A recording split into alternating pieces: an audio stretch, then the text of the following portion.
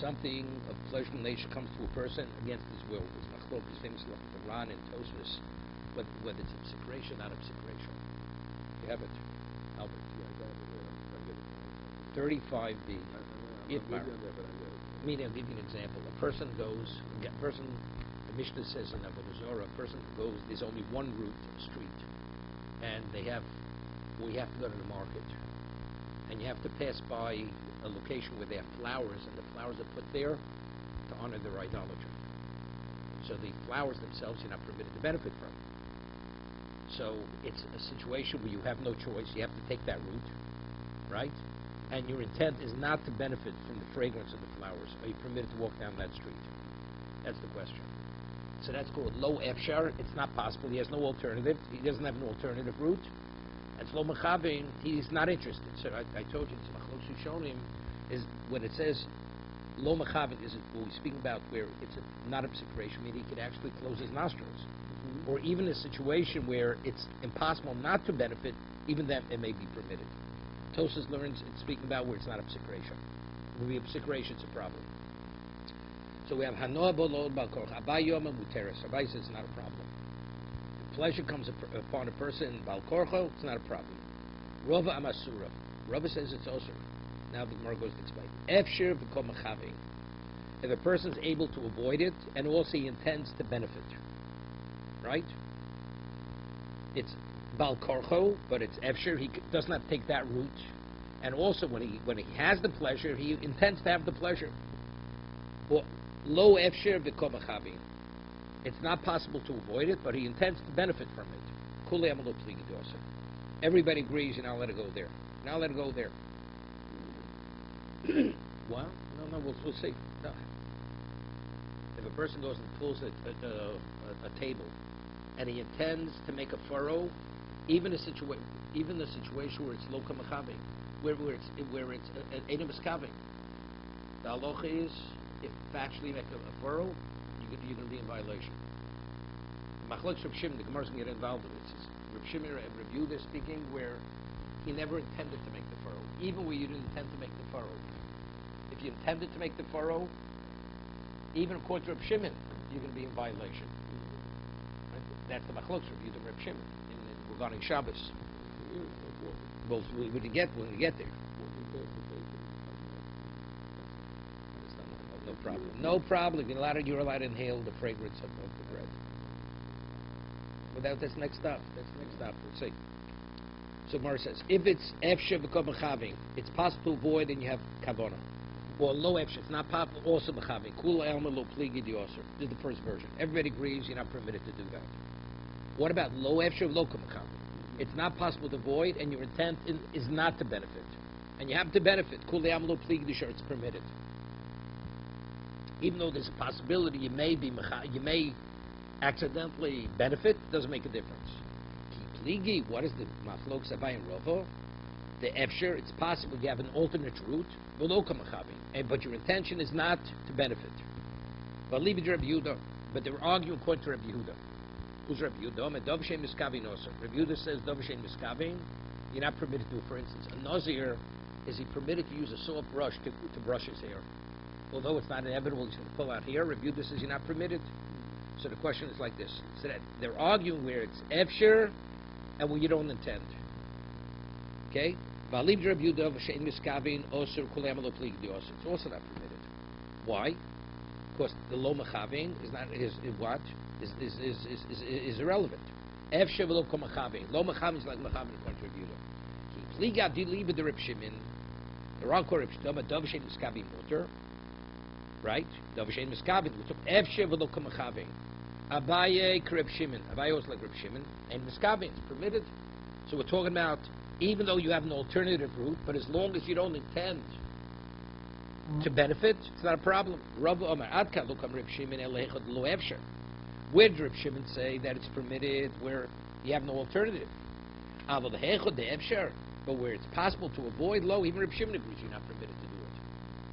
That's the first version of the Machlokes Abai and Rava. According to Rabbi Yehuda, under no circumstances is it permitted. Because whereas lo mechavin is irrelevant. According to Reb Shimon, That you have an alternative, does that make a difference? Doesn't make. Rabbi says it doesn't make a difference. Rabbi says it does make a difference. Since over here he has a choice not to do it, yeah, you should avoid it. Igadiami, another version. Efsher v'lo mechavi. He has no alternative, and he's what? And he doesn't intend to benefit. So Hainu Pluktai Reb Shimon, that's where we're arguing, right? We're arguing. Is any miskavi permitted? Is not permitted. Lo efsher v'lo mechavi, where it's not, there's no alternative, and one does not intend to benefit. Kuli amalo pligi d'shari. Everybody agrees it's permitted. Ki pligi, where do they argue? The lo efsher v'ko mechavi. Yeah, this is the other way. There's no alternative, but you intend even to benefit. Why? I'll leave it to Reb Shimon here. And who are they arguing? According to Reb Shimon. We'll see. According to Reb Yehuda, it's not a question. It's definitely permitted. The Ozul, we'll see. The Ozul basa kavona, kuli amlo pligi d'yoser. According to Reb Shimon, that everything is based on kavona. It's what? Even though it's lo efsher, kom mechavin, it's a problem because that's what he says. Miskavin ain't miskavin. Ki pligi. I'll leave the Rabbi Yehuda. Yeah, Abai Rav on point Rabbi Yehuda where it's low efsher and yimachavi. Doma lo shno, miskaven lo shno, ain't miskaven. Efsher oser. Yeah. They're on point to Rabbi Yehuda. Rabbi Yehuda says it doesn't make difference when yimachav not mechamin, so he's oser. Right? Ain't miskaven is not permitted. Abai Rabbi Yehuda. Rav omaloch. So Abai holds like Rabbi Yehuda. Yeah. So efsher oser. Rabbi Yehuda, everything's dependent upon what? Because you have no alternative. But because over here, what? One more second. Everyone say efsher oser. Abayk Rabbi Yehuda Ravo Omaloch Ad Kam Lo Komar Rabbi Yehuda Shemis Kavin Kemis Kavin El Luchumra. Where does Rabbi Yehuda say that we don't differentiate between Miskavin and Ein Miskavin? That's where we're Luchumra, right? Nozi using the soft brush, the brushes here. Even though it's Ein Miskavin, it's not permitted. Ava Miskavin, Shei Miskavin L'Kula, but we want to equate intending to, not intending where it's going to be a leniency. Lo, even Rabbi Yehuda agrees that you're not permitted. That it's all dependent on what a kavana. Right? Omer Abaye, stop. So Rabbi says it's not permitted. Even Rabbi Yehuda would agree. We're talking about it's lo efsher v'kom mechavi. Right? Rabbi says it's not permitted. Abaye said it's permitted. So we have two versions of what the argument is. Omer Abaye, mino amina lo. He says, how do I know this? Meaning that you go leniently, even according to Rabbi Yehuda, the Tanya. Omru olav Rabbi Yochanan Zakai shel Yoshe b'tzil shel heichel. Now, the halacha is you're not permitted to benefit from something from the Beis Hamikdash because it's consecrated. So let's say you sit in the shade of the wall, and the wall is casting a shadow, and you're benefiting. So are you permitted to benefit? Right? Are you permitted to benefit? It says, Rabbi Yochanan ben Zakkai, he would sit in the shadow of the heichel. The wall of the heichel would cast a shadow. V'dorish kol hayom kulo, and he would lecture. So his students would stand in the shadow of the what? Of the ay v'ochad lo efsher. Over here, they have no alternative. There was no other place where he could lecture. Right? And why did they choose that location? Because of the sun. Umachave. So here they intend to be shaded from the sun, and yet it says he lectured. But he's mechavein, right? But because since there's no alternative, it's b'shari. You see, it's permitted. Rav Omar Shani Hechel Toch also. No, where did he give the lecture? On the outer part of the wall, not in the sanctuary.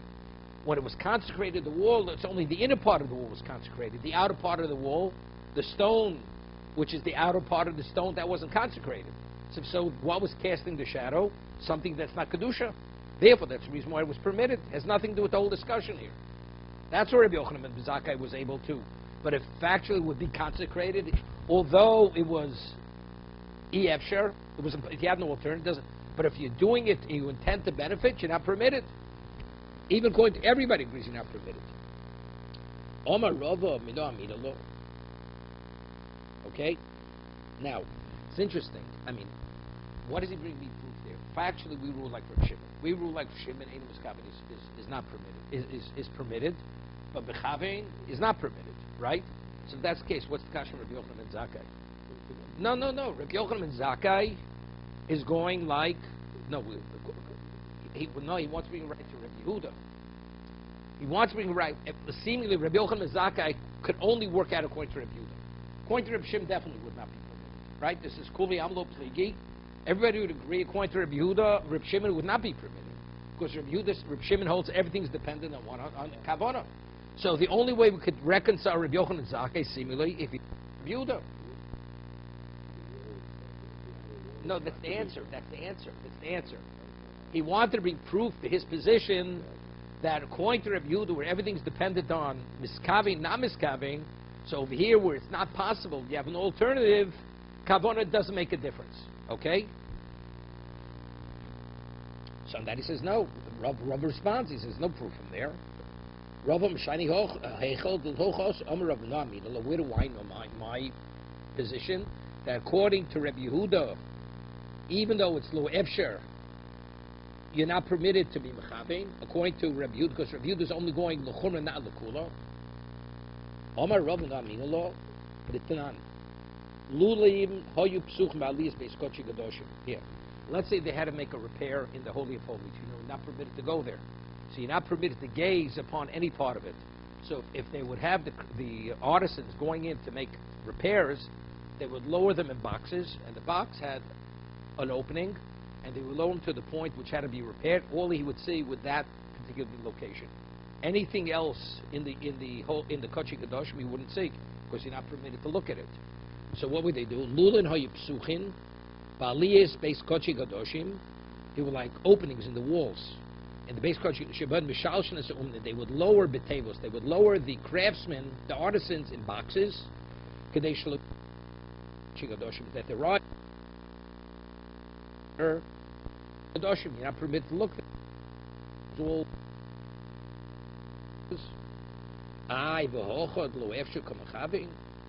Over here, there's not. They have here. What are we concerned? That they may, when they gaze, they'll intend to look. Also, what? That they particularly, it says that they weren't permitted to gaze because they have pleasure from it. But if it's lo efshar, you tell me according to Rabbi Yehuda it's permitted. Yeah, it's not. Yeah, you don't need it. V'tizbro. Now, let's stop for a moment. Say no chanami. Maybe this mission is going like Reb Shimon, right? What's the question? Wait. So Tosa says no. The Tosa says the Gemara could have. I could have answered is going like Reb Shimon. Reb Shimon, everything's dependent on what? A mechavein. But the Gemara wants to reconcile this Mishnah to go even according to Rabbi Yehuda. So Rav is saying, I'll prove to you that according to even Rabbi Yehuda, because seemingly there's no argument. So Gemara says, V'tizbara, do you mean to say it's a question? V'omar Reb Shimon Posi, Yom Reb Yishum, and Leib Mishum Kaporo, Bar Kaporo, Kol Marav Rech Ein Ben Mishum Ilo. Sound, gazing, and fragrance, there's no law Mila. So meaning, even if you would gaze at the beauty of the Kochi Kadoshim, you wouldn't be in violation. You're not going to be moel. El Malo also based Kochi Kadoshim. It's a rabbinic law. On a Torah level, it's not a problem. They could have gone in because since it's lo efshar, should have no choice. They have to go make the repair. Even if they walked in, they're permitted and they would gaze. It's not a problem because why? Because it's lo efshar. Why did they do it in such a manner? Because out of respect for the Azor. It's Malo. Special Malo. Special stringency.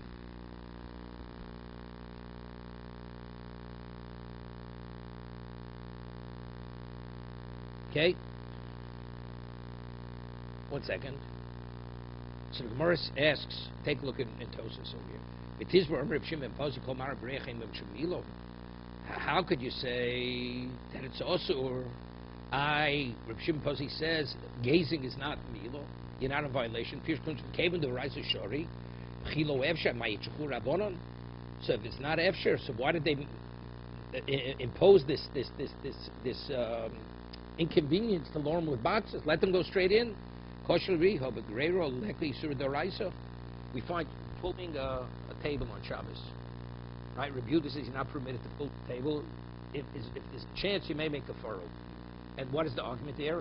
It's Drabonon. Upligi Rabba Osar below Efshu Mechavin. My Mochiach Abai L'Robo. Right over there, he says you're not permitted. What the have meaning of the question? The Shlomo Doch Keved Lo Asir Al Midrabon in Keng Shu Tzorach the Sakvis Koch Gadoshin Svaru Dafilu Isu Drabonon Leko. Okay. Ika Diama Omer Rabba Mino Amino. Rabba says I'll bring you proof to what I'm saying. The Tanya Or Mishum Memposa Yom Rishu Ben Levi Mishum Bekarbo Kol Baravei Achem Ben Mishum Milo. Says you're not more for Milo. You're not. There's no liability to bring a carbon. Hoisur. But there's an Isser. What do we see here? According to Rabbi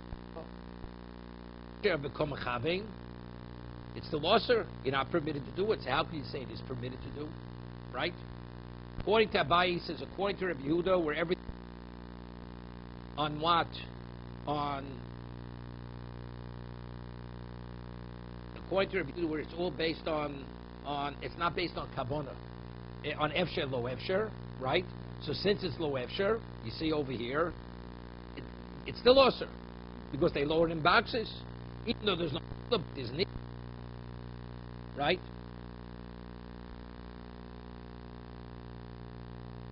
The question whether this is Isidore Rice is Rabbanon. Right? It's a machlokish question. Yeah. My love, those are only bifnim. So what are we talking about? Those who are standing inside, Lo Efsher, become Mechavin.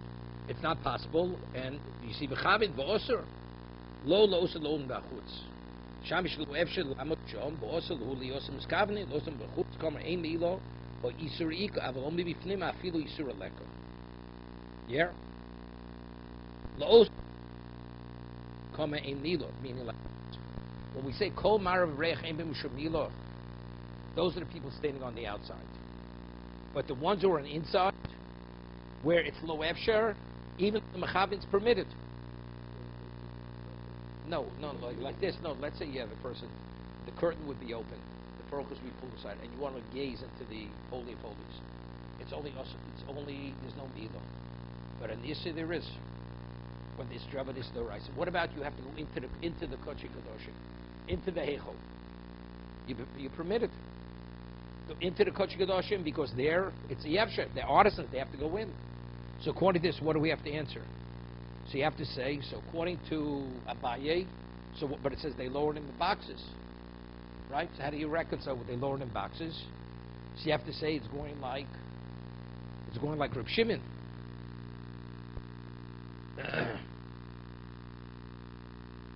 Huh? No, we're quoting. No. We have to answer. It says they would lower them with boxes.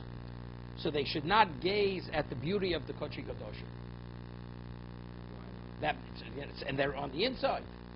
So you have to say that's going like from Shimon. According to Rabbi Yehuda, it's permitted. According to Rabbi Yehuda, it's permitted. That's what's name's answering. That's what Abai is answering. The Brisa before that, and that's what Tos said earlier. Abai could have answered it's going like Reb Shimon. According to Reb Shimon, that's why they had to lower him in boxes. But according to this pshat, this Ika di Amri, you have to say it's going like Reb Shimon. According to Reb Yehuda, of course, according to Reb Yehuda, why did they have to lower him in boxes? No, there's Reb Shimon Pazi, it's a different person. Reb Shimon, the argument Reb Shimon and Reb Yehuda, any miskaven with not permitted. Right? What does he say at the bottom? You have to say, according to this Gemara at this point, you have to say it's going like Reb Shimon, not according to Reb Yehuda. Because according to Reb Yehuda, what's up by answering? That's for the people inside. There's not an instant trouble. It's totally permitted.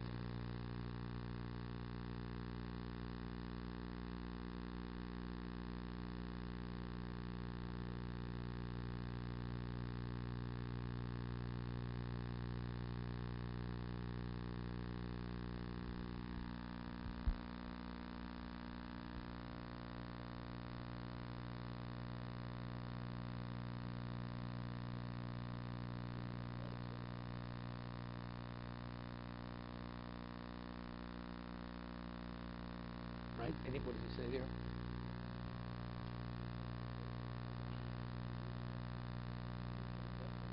No. That's exactly it. That's what had to go down in boxes. The Gemara was discussion of Abaye. Abaye, according to you, Rabbi Yehuda, so what's the Gemara's answer? It should be permitted. He says, you're right.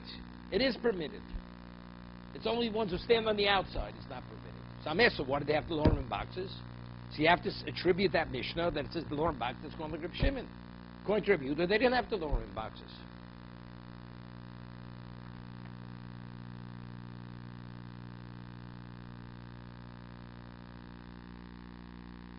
Excuse me 1 second. Hello?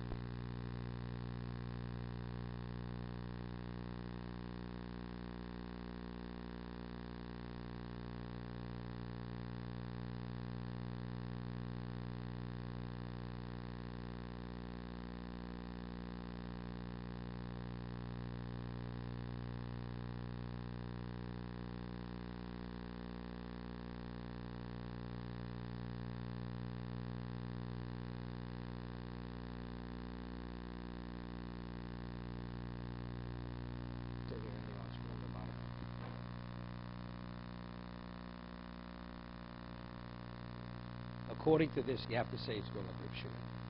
Right? If the Gemara says that Abaye is saying for those who are inside the Kodesh Kedoshim, it's permitted, right? Because it's low efshar, right? So if that's the case, what do they need boxes?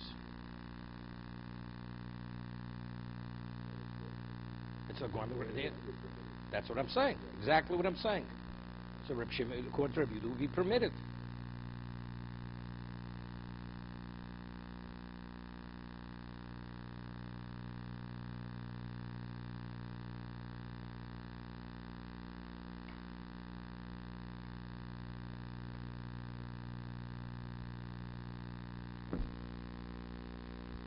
Hello?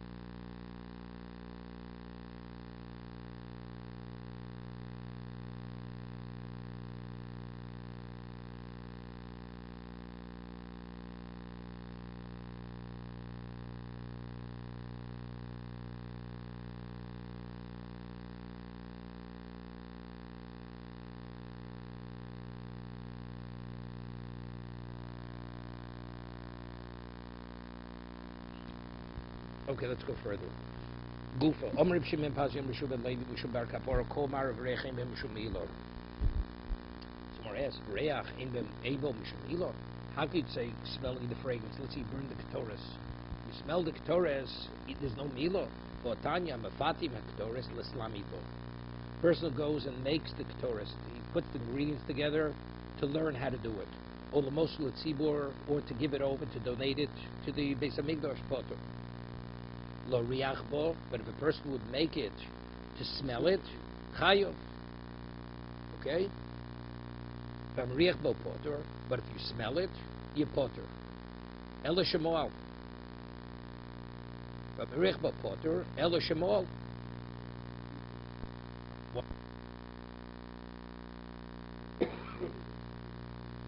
L'orich b'chayev l'hariach. If you make it, no. A l'hariach yechayev, not to give it over to the tzibur. But let's say you smell it. You actually smell it, right? Potter. No, hameriach bo. Potter because mechatos lochiva Torah elam mefateim lo riach. Shemuel chenim minakor bivir o shemilos. You potter from making it, but you moil. You have to bring a korban. He's potter from kores, but you have to bring a korban. You moil, right? I komar v'rechem shemilo. It's reach. Eldom rapapa komar emem shemilo. Fish emem mamash. Voice and visual. It's relevant to what's tangible. It's not at all. Reach lachshtach timroso emem shemilo. Hovenas mitzroso. Meaning once the smoke goes up, you're not moel. But if you smell it as it comes off the coals, right, then you're moel. It's because it's not mitzvoso. Okay? He says he's differentiating. Rashi. Reach yeshvum, if you smell the fragrance of the spices themselves. Yeah, he's differentiating. If you smell the spices, this fragrance of the spices themselves, you moel. Why? Because you're smelling it, right? It says that you potter, right? What are you potter? It's not that you potter because reach is nothing. It's only because it's not some mitzvah. Okay? Yeshua mamshim afigu chayv v'tkomer Rabbi Yeshua potter. So how do we reconcile Rabbi Yeshua and Rabbi Yeshua and Pozi? Right? Rabbi Shimon ben Pozi, Rabbi Yeshua ben Levi. It's speaking that after the smoke came out of the coals because it's nasa mitzvoso. Okay, this is very important. Rashi here. Rashi says, what's the concept of nasa mitzvoso? The mishnah the ein tzarich gavo od bo. That since it's no longer the exclusivity for Hashem is no longer there, yotzu michal kochi Hashem. If you take something that was consecrated for ketores and you smell it, you're going to be chayiv. Why? Because Meriach is Milo. It says Potter, that's in the Beis HaMikdash. In the Beis HaMikdash, where the mitzvah was done, it's not a mitzvah. So it was already expended for what it's meant to be. So Maria asks a question. Okay, Kol Hech Nas Mitzvah, so it's very true, Sadesh Nas Mitzvah. Lameimer, Kol Hech Nas Mitzvah, Imom Shemila, Truma Sadesh, Nas Mitzvah, Yeshba Mishemila. Says the Truma, the ash they took off the Mizbeach and they would put on the side of the Mizbeach. If you benefit from that ash in oil, the ash is the ash, it's the residue, it's the leftover from the carbon, after it was burnt. The Sivisomo, it's the Mizbeach, Shlo Yefazir, Visomo, Shlo Yene, right? It says you're not permitted to benefit. It's nasa mitzvoso. So you see where it's nasa mitzvoso, the mitzvah was accomplished, you're not permitted to benefit. We have two exceptions. Under normal circumstances, nasa mitzvoso, you're permitted to benefit. But we have two exceptions to the rule. How do we know it's an exception? Because if it's not an exception, what does there have to repeat it? So that it's repeated twice is an indication that these are the two exceptions. Big dekuna, what is if something's repeated in the Torah, you don't learn from that because that Torah repeats it is an indication that it's the exception. Trumas Hadeshin Hadamora. Trumas Hadeshin already was stated, as we just said. It says V'somo it's Mizbeach, Somo, you're not permitted to benefit. Big dekuna, Dechsiv Yinochem Shem the Kohen Gadol, after he does the Avodah on Yom Kippur, he does not wear those vestments again. It says he leaves them there, not to be used again in the future. But the mitzvah already was fulfilled. Okay, so you see that it has to be put away. So if that's the case, we have two things. Although it was nasa mitzvah, so the Torah says it has to be put away. You know what's difficult because the question's like this: what's the Torah saying? It has to be left there. So the question is, what does it mean? It has to be left there? It's more than you don't wear it again. It has to be left there, not to be used for anything else other than what it was originally used for. So to use it for, again, for what it was used for, and it says leave it there. But the question, nasa mitzvoso. So we see, but again, so we have two examples of nasa mitzvoso, which is not permitted, still also. According to the Chachomim, that you're not permitted to wear the garments, again, the vestments. Okay, we have two. So that indicates that these are the exceptions.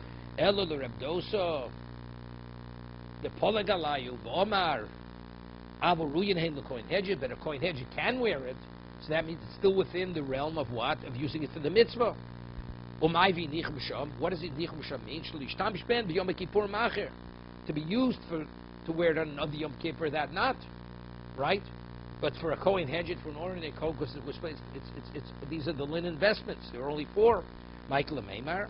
That's more. We have another exception to the rule. We should have it. Shumas Hadeshen, Egla Rufa, Shnei Ksum Kechad. Egla Rufa, it says after you decapitate it in the valley, it says you leave it there. But it's Nasa Mitzvosa, the mitzvah already was accomplished. So we have another example that although it's Nasa Mitzvosa, you're not permitted. That's very good according to the opinion that if it's mentioned twice, we don't see it as a reiteration, but rather as it's superfluous. So what does that mean to say? It's not to be learned from. There's another man who says it has to be mentioned 3 times. So according to Reb Dosa, we only have 2 times, twice, Michael Meimar, and that the Mar says Trimu Diksivi. We have 2 exclusions. Even according to the opinion that normally Shloshik Sumbon Kechor has to be repeated 3 times, here we have exclusion. The Samo. You should put it, what's the inference? It, and not something else not. Uksiv ho arufo. This, and not something else. So even the Man Yomer normally holds that it has to be mentioned 3 times, because here it's an exclusion, it doesn't have, we don't need a 3rd time. Okay?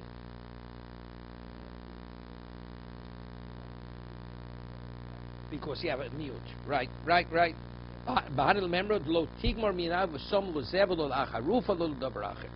rufa you leave, something else you don't leave. Huh? What is it? It's a machlokas in the Gemara. But we're saying even according to the Man Yomer who holds 3, here you don't need a 3rd one. Because I have a specific exclusion. It says a samo, and it says ho'arufa. It's not clear. I mean, it's machlokas in the Gemara. I don't know if wherever it's relevant, because the Gemara always answer it. Again, the Gemara always comes out at the end of the day, there's always a 3rd case. You understand? There's always a 3rd example.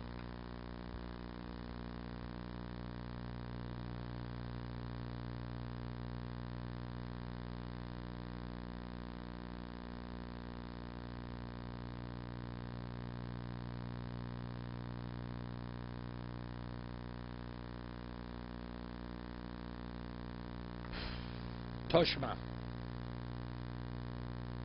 Echnis l'ravko. Now we're talking about a paraduma. Right? A paraduma, if you do any work with it, what's the halacha?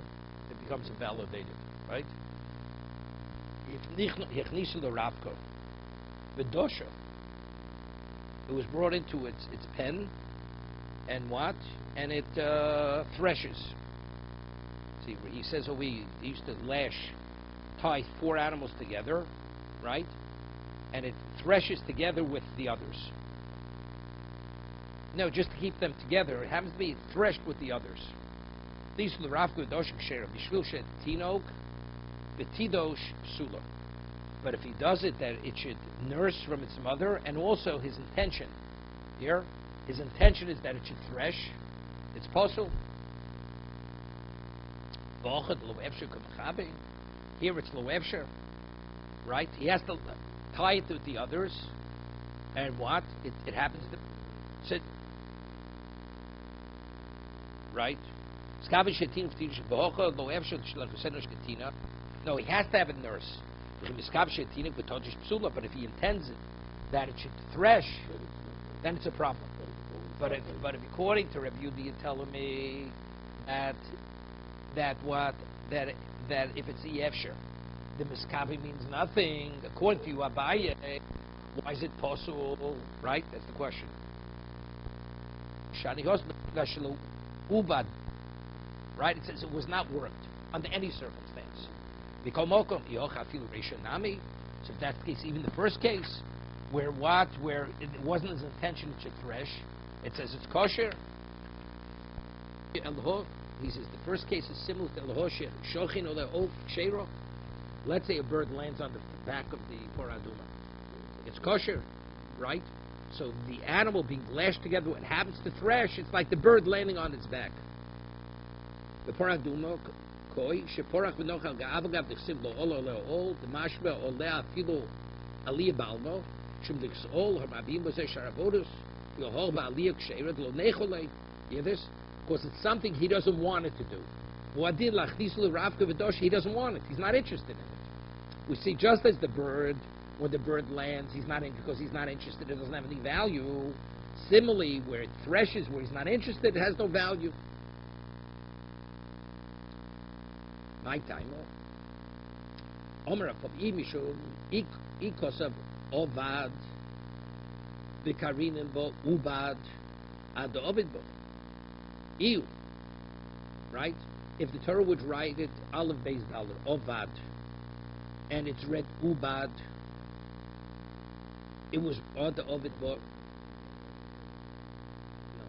No. Ovad, the Karim Bo Ovad. Ad the Ovid Bo Ew. Right? He worked with it. He had to work with it. Iksiv Ubad, the Karim Ubad, Afilu Memela Nami. Right? That would be even the first case would be a problem. That would be that would be lo efsher. Hashneksiv ovad the creed ubad dumiru ovad. It was worked with, but it's similar to as if he worked with it. Ma ovad nechole, just as when he works with it, it's because he wants to work with it. Af ubad, when it's worked with, also, but it's not where he's involved. The nech only if he's agreeable. So just as the bird, when it lands on its back, it's something he has no interest in. Same thing when it's lashed with others and it happens to thresh, since he's not interested, therefore it doesn't invalidate it. But if he's interested in the threshing, then it's ovad. That's similar to ovad. Okay?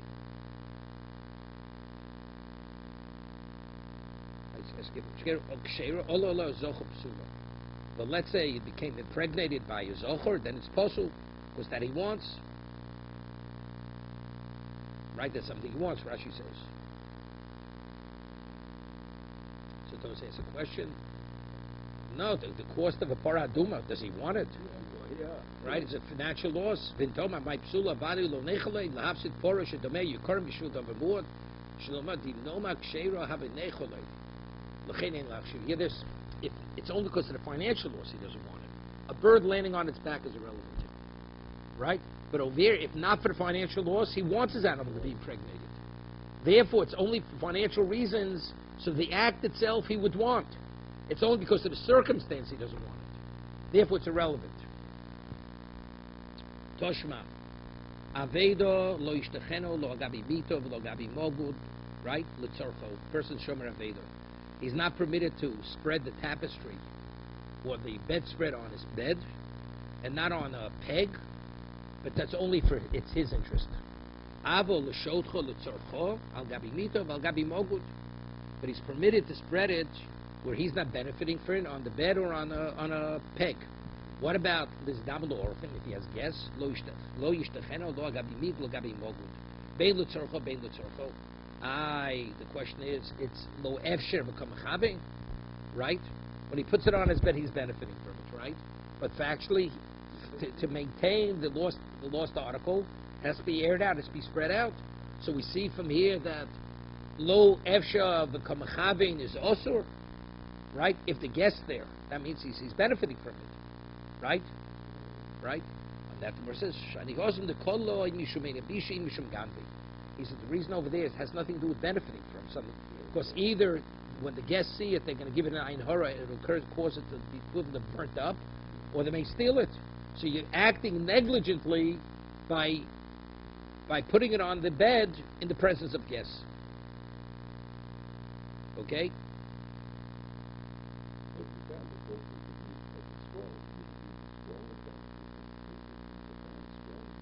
If you're doing it for the scroll. Only if you do it for the scroll. Otherwise, you can use a lost object. You're not permitted to use it. You're using it because that's maintaining it to be able to return. That's the Sefer Torah. It says you're permitted to open the Sefer Torah. Toshma mochrik sus mochrin kedarkon. We're talking about persons, a clothing salesman. So they would what? They would normally wear the garments to display it. Okay, mochrin darkon. And so the question is like, what about if it's shatnez? Let's say the garment has shatnez in it. It says mochrik sus mochrin kedarkon. Vachli skavim b'chamim ne'achamo. Ukshomim ne'hakshomim. Right? But people are more meticulous in not to benefit from shatnez. Mafshil achrein b'makif. They put it on a stick behind them that they shouldn't wear it on their bodies, winter or summer. Why do we allow the ones to wear it in the winter and the summer? Is right as long as they have kavanah. It says v'vachli iskavin. Over here it's efsher. Right? It's efsher. V'chilo mechavin shori. Right? Shatnez. There's a shatnez in it. Shatnez.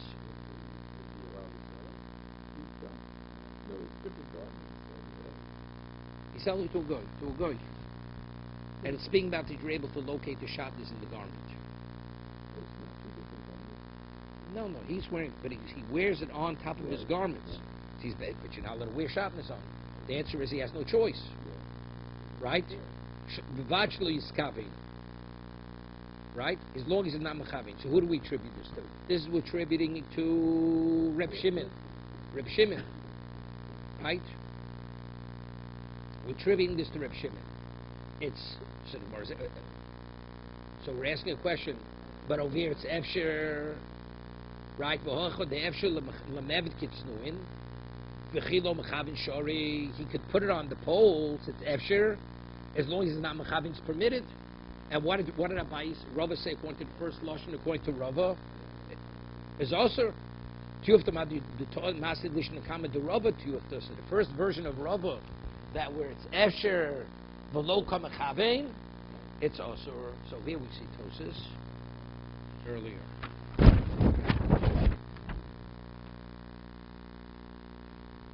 He says where it's a psikaresha, it's not permitted.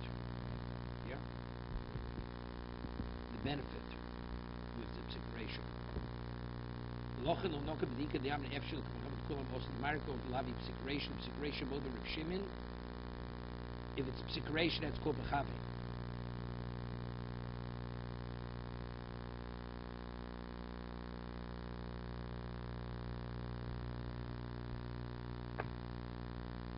Says,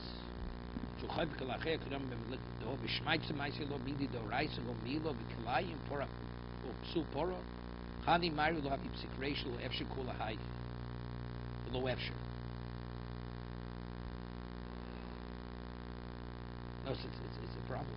I mean, how do you have a case of shatnez that it's not efsher, that it's not a psikaresha? Right? That's the difficulty. Tosa says it cannot be a psikaresha, according to Reb Shimon. I mean, if you're wearing the garment, it's a psikaresha. You're not permitted to wear shatnez, right? So I mean, you say, why is it only according to the Lishna Kama? If you say even by psikaresha, if it's low efsher, right, and it's what you're not mechavein, it's okay, so good, right? No. According to Tosa says, if it's a psikaresha, it's a problem. Psikaresha is mechavein, correct? According to Reb Shimon. According to the second lotion, if it's efsher below kamachavein, Rava says it's putter. But wearing the shatnez, even if it's what, it's low, but it's not low mechavein. Psikaresha is mechavein, right? That's the difficulty. If you hold like the Ran that even psikaresha is permitted, it's not a problem, right? Low kamachavein, efsher mechavein is permitted, right? But according to us, it cannot be a psikaresha. How do you not have a psikaresha by shatnez? He must bring it on the bottom. It's the Ran. The Ran talks about it over here. The Tosis before. The Tosis that page back. Tosis on Chof Hamed Beis. Lo Efsher Lo Kamachavi. So here Tosis says, Omari could go to Lo Havi Psikaresha. The Psikaresha Moda Reb Shimon, that it's also. You see? It's a about 7 lines up where the lines get wider in that Tosfos. So how do you answer Kilayim?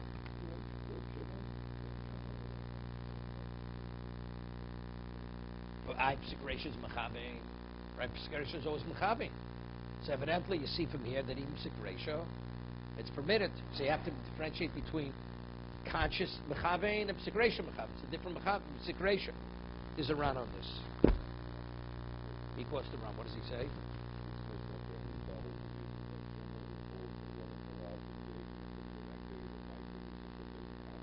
Right?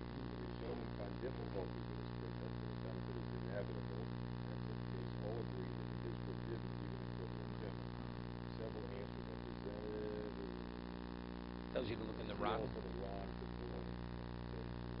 Okay, that's it. The Ran speaks about it. Okay. Further. The Mishnah says, Lo yasbuk tar v'kirayim. It says you're not permitted to use the chametz to fuel an oven. So Murray said earlier, if you remember, Koit Reb Yehuda, that ain't beer chametz el sreifa, even though we should say it's nasim mitzvoso. Is it limited to Shabbos, or what about that has to do with the Oruch? So it has to do with the Oruch. He brings the Oruch. See, according to the Oruch, it's good. Right? Because the Oruch holds Psikresha lo nichale outside of Shabbos is permitted. Okay, further. An oven that was fueled with the peels of orlo. If it's a new oven, that the oven was hardened, you have to smash the oven, because benefiting the oven, you're benefiting from the orlo, right? Because why is it now solidified?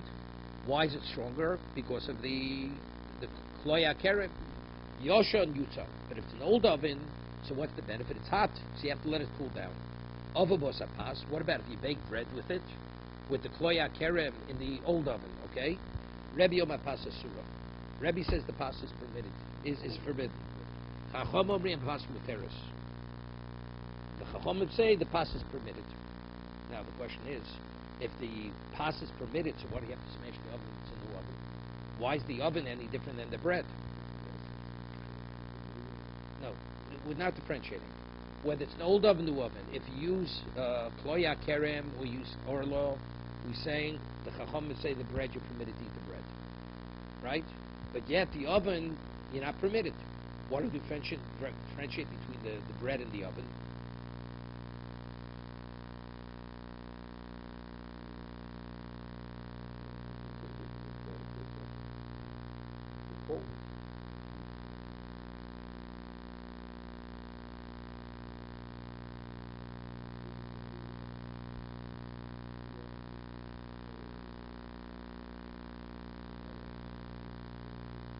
No, right. No, so no, but still it's the fuel.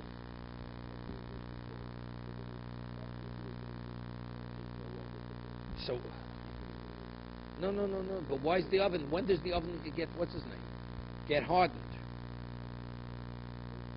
No. But what do we say? Just as the bread. Why is the bread permitted? Right? The bread's permitted. They're arguing. According to Rebbe, the bread is not permitted. According to Chum, it is permitted. Why is it permitted? Because how is it hard? How does the bread bake? From the heat that it's expended from the kloya kerem. So that's not some mitzvah. So every bit of heat that comes out of that bread, out of that coal, is permitted because it's been burnt. It's not some mitzvah. So every bit of heat that hardens the oven is also not some mitzvah. So it's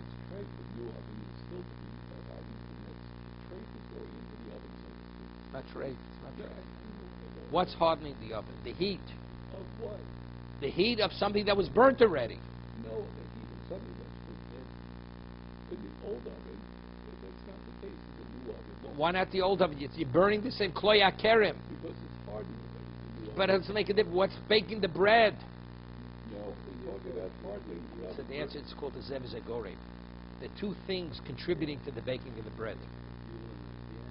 And it's the oven. The oven. The first is the fire of the stuff you're burning, and the second is the ashes, and the ashes are alive. I mean the coals.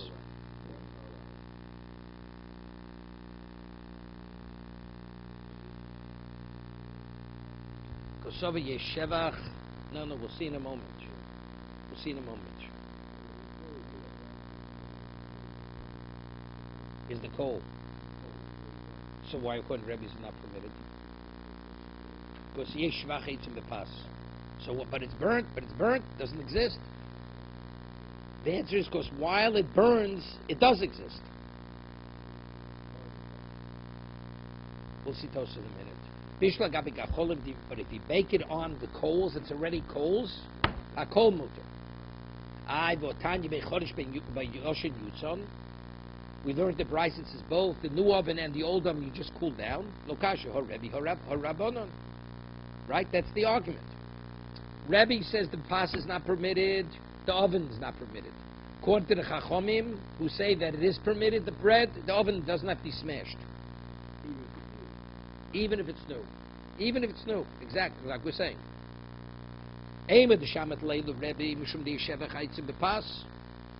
What does the Rebbe say? It's not permitted.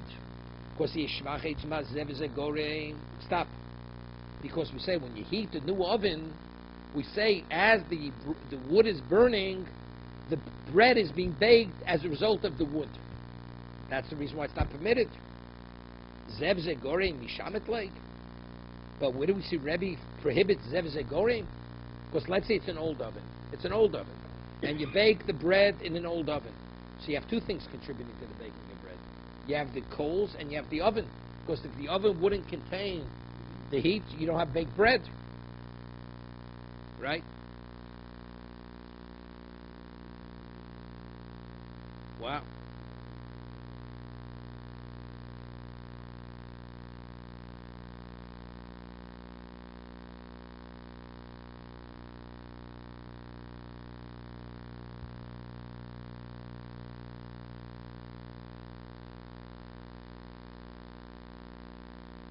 See, no. What do you make? What do you have to smash the new oven? Because the oven was solidified as a result of that. But what's the value of the oven? You can't benefit. But when I'm benefiting from the oven, how do I benefit? By baking bread. So if it's by baking bread, it's a zev zegorim. That's not called I'm benefiting from the oven. It says if it's a new oven, you have to smash the oven. Why? Let's say I use permitted fuel. If I use permitted fuel in the oven that was hardened through kloy akeret. So what's the benefit? I'm not benefiting from the oven. Right? The two contributing factors to the bread. So that's the question. That's the first question. Why should you have to smash the oven? Right? Why should you have to smash the oven? Is a zev zegorim. And that's why it says even by a new oven you let it cool down.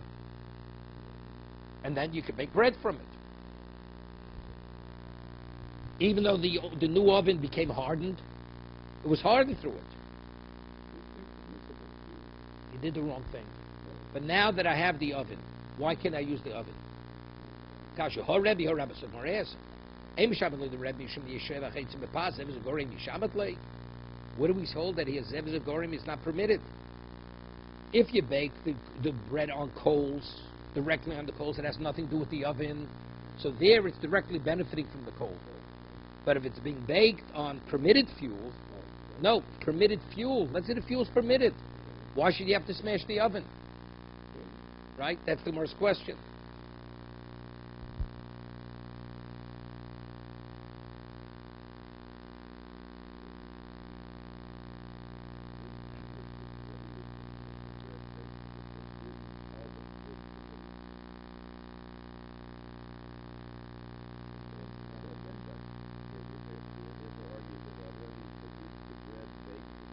With forbidden fuel.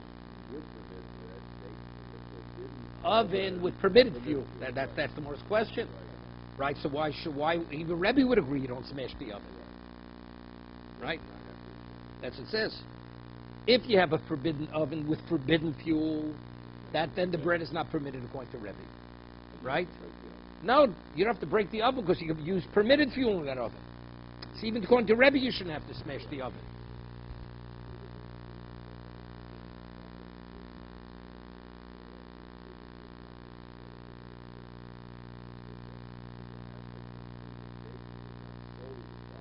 right? Rather than doing fire with forbidden substance, with an oven and a permitted substance is So that's what I'm saying. The Rebbe Shem Yesheva Chaitz Bepas. It's only because the benefit of the wood is in the bread. Zev is a gorim yishabu. Where do you see Rebbe holds Zev is a gorim is osir? So why should you have to smash the oven? Lokasha, Rebbe Lezer or Rabbono? Hi, Rebbe Lezer. Who's Rebbe Lezer? Elim Rebbe Lezer is or it's not. Now, what's the halacha? You have sor of truma, yeast, truma. Now we have a principle that it's something which gives the whole form and effect is attributed to something, even though ratio-wise it could be 1,000 to 1. It's not subsumed. For instance, yeast in bread.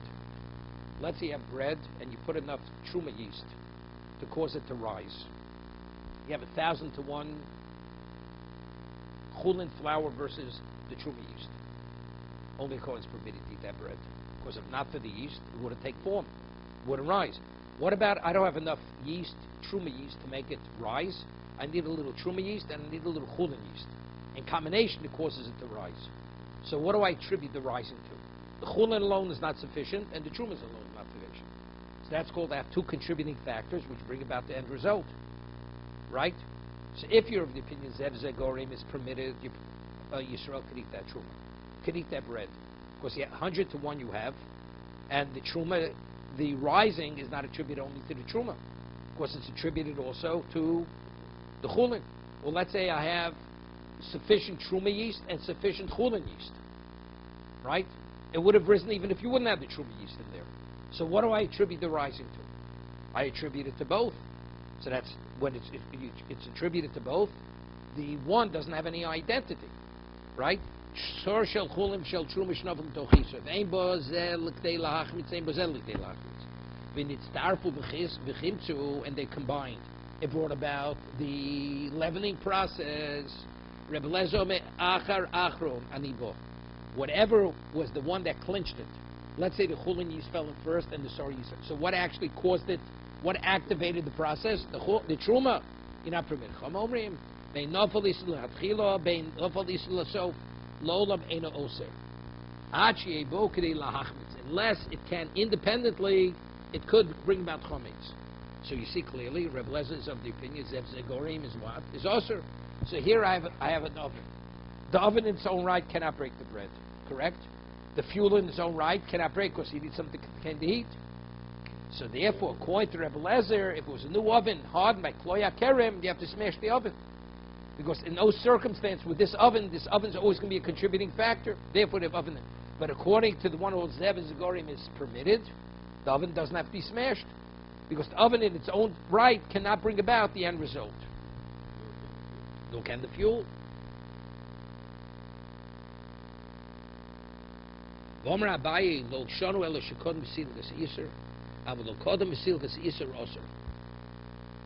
Abaye says that's only if you remove the iser, meaning regarding the yeast.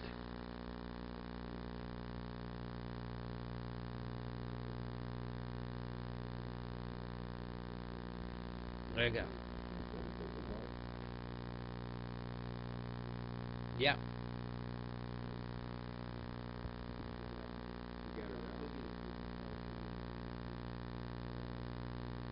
Yeah. But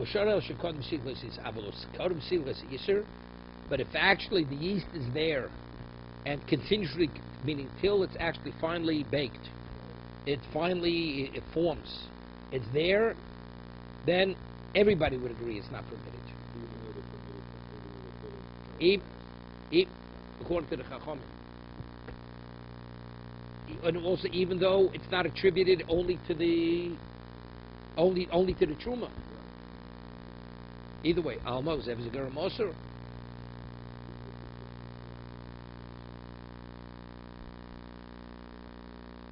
No, Rega. Lo Shanu El Shegorim Sim Kaseser. No, he's saying Rebbe Lezer only says. Rebbe Lezer makes a differentiation. Whichever one in last is a problem. So he says that's only a problem if you remove the truma. No. Just being associated to it, sitting on top of it, it will seep in and it will cause it to what's his name? Let's say that's what happened. It didn't intermingle. We're not talking about powdered yeast. We're talking about it's a block, solid, a block. No, but it's speaking about it sat on the dough. But if it's there, even though factually, no, he's explaining. It's only when it came last that you already took out the truma. But if it's there at the time, it's a problem, even according to what's the name, even though it came last. I mean, you have to understand. No. You have to understand. This is the problem. What difference does it make if factually, why ultimately is it rising? Because it absorbed from that originally truma yeast. So what difference if you took it out or you didn't take it out? Right? What? The same result. So what if you took it out, you didn't take it out? Right? You had a question. No, but whatever it absorbed doesn't make a difference, but absorbed. No, but without that little bit, the second one couldn't have brought it about. Because we split. Oh.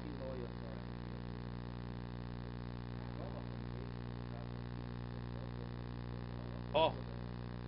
Good. That's it. It means that's what I was going to say. Let's say you had it and it absorbed a little bit. You took it out. Now I take it out. Whatever it absorbed, at this moment it's ineffective. No, 100. It has nothing to do. It's 100 to 1 for sure. At this moment, it doesn't exist. It was subsumed. Now, when I add the new yeast, it's like the first yeast doesn't exist anymore. But let's say they're both there simultaneously. So, in terms of yeast, the effect, they both take effect simultaneously. If they take effect simultaneously, we don't say that it's davar hamayimid. See, if they're there together simultaneously, even the truma is also davar hamayimid, because jointly they're contributing. But if it was there, I took it out.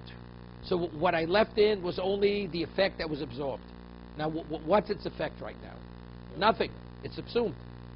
So what actually brought about the end result? The second, the chulin. But let's say the chulin was there, the truma of the yeast was still there, not intermingled. It's sitting there, and now I mix both of them together. So the question is it relevant? You mix them together. Factually, simultaneously, they both activated the fermentation practice. So therefore, he says it doesn't make a difference what order they fell in. Even if the chum comes second, if the truma yeast was still identifiable at the time that the second came, it's also the same thing. Doesn't make a difference. It's truma.